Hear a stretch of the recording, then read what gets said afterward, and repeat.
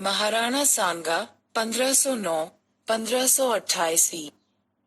सांगा अपने महाराणा रायमल की मृत्यु के बाद 1509 ई में 27 वर्ष की आयु में मेवाड़ का शासक बना। मेवाड़ के महाराणाओं में वह सबसे अधिक प्रतापी योद्धा था। उत्तराधिकार के लिए संघर्ष। रायमल के जीवन काल में ही सत्ता के लिए पुत्रों के बीच आपसी संघर्ष प्रारंभ हो गया। कहा जाता है कि एक बार कुंवर पृथ्वीराज जयमल और संग्राम सिंह ने अपनी अपनी जन्मपत्रियां एक ज्योतिषी को दिखलाई।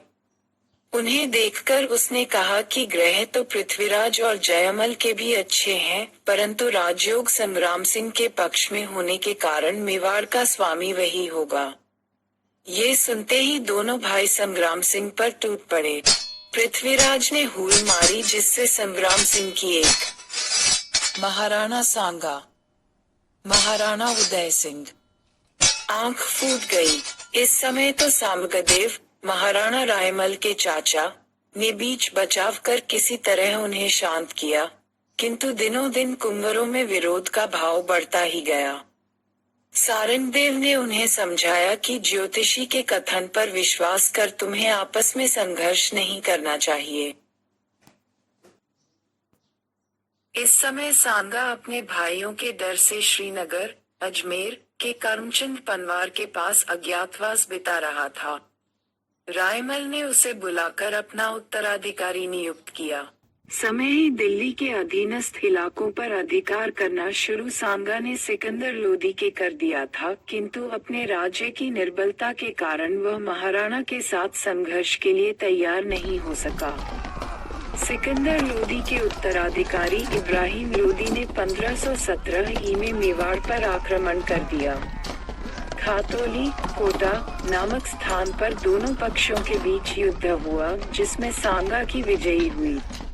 सुल्तान युद्ध के मैदान से भाग निकलने में सफल रहा, किंतु उसके एक शाहजादे को कैद कर लिया गया। बाबर और सांगा पानीपत के प्रथम युद्ध 1526 ई में इब्राहिम लोदी को पराजित कर बाबर ने भारत में मुगल साम्राज्य की नींव डाली।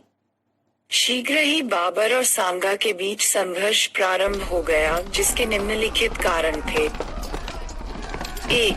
सांगा पर वचनभंग का आरोप। तुर्की भाषा में लिखी अपनी आत्मकथा तुजक ए बाबरी में बाबर ने लिखा है कि सांगा ने काबुल में मेरे पास दूत भेजकर दिल्ली पर आक्रमण करने के लिए कहा। उसी समय सांगा ने स्वयं आगरा पर हमला करने का वायदा किया था, किंतु सांगा अपने वचन पर नहीं रहा। मैंने दिल्ली और आगरा पर अधिकार जमा लिया तो भी सांगा की तरफ से हिलने का कोई चिन्ह दृष्टिगत नहीं हुआ। सांगा पूर्व में इब्राहिम लोदी को अकेला ही 2 बार पराजित कर चुका था। ऐसे में उसके विरुद्ध काबुल से बाबर को भारत आमंत्रित करने का आरोप तर्कसंगत प्रतीत नहीं होता। 2. महत्वाकांक्षाओं का टकराव। बाबर की इब्राहिम लोदी पर विजय के बाद संपूर्ण भारत पर अपना आधिपत्य स्थापित करना चाहता था। हिंदू प्रमुख सांगा को पराजित किए बिना ऐसा संभव नहीं था। दोनों का उत्तरी भारत में एक साथ बने रहना ठीक वैसा ही था जैसे एक म्यान में 2 तलवारें। 3. राजपूत अफगान मैत्री। यद्यपि का लाभ उठाते हुए सांगा ने खंडार दुर्ग, रणथंभौर के पास व उसके निकटवर्ती 200 गांवों को अधिकृत कर लिया, जिससे वहां के मुस्लिम परिवारों को पलायन करना पड़ा। दोनों शासकों ने भावी संघर्ष को देखते हुए अपनी अपनी स्थिति सुदृढ़ करनी प्रारंभ कर दी। मुगल सेनाओं ने बयाना, धौलपुर और ग्वालियर पर अधिकार कर लिया, जिससे बाबर की शक्ति में वृद्धि हुई। इधर सांगा के निमंत्रण पर अफगान नेता हसन खां मेवाती और महमूद लोदी, मारवाड़ का मालदेव, आमेर का पृथ्वीराज, ईडा का राजा भारमल, वीरमदेव मेरतिया, वागड़ का रावल उदय सिंह, सलूम्बर का रावत रत्न सिंह, चंदेरी का मेदिनी राय, सादड़ी का झाला अज्जा, देवलिया का रावत बाघा सिंह और बीकानेर का कुंवर कल्याणमल से सैन्य आ डटे। फरवरी 1527 ई में सांगा रणथंभौर से बयाना पहुंच गया, जहां इस समय बाबर की तरफ से मेहदी ख्वाजा दुर्ग रक्षक के रूप में तैनात था। सांगा ने दुर्ग को घेर लिया, जिससे दुर्ग में स्थित मुगल सेना की स्थिति काफी खराब हो गई। बाबर ने बयाना की रक्षा के लिए मोहम्मद सुल्तान मिर्जा की अध्यक्षता में एक सेना भेजी, किंतु राजपूतों ने उसे खदेड़ दिया। अंततः बयाना पर सांगा का अधिकार हो गया। बयाना विजय बाबर के विरुद्ध सांगा की एक महत्वपूर्ण विजय थी।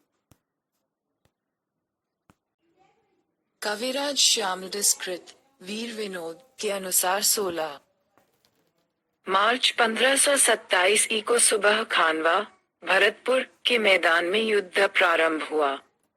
पहली मुठभेड़ में बाजी राजपूतों के हाथ लगी, किंतु अचानक सांगा के सिर में एक तीर लगने से युद्ध भूमि से हटाना पड़ा।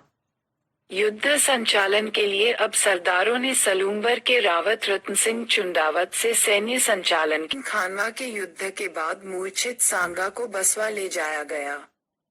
होश आने पर सारा वृतांत जानकर सांगा काफी दुखी हुआ और युद्ध स्थल से इतनी दूर लाने के लिए अपने सरदारों को भला बुरा कहा।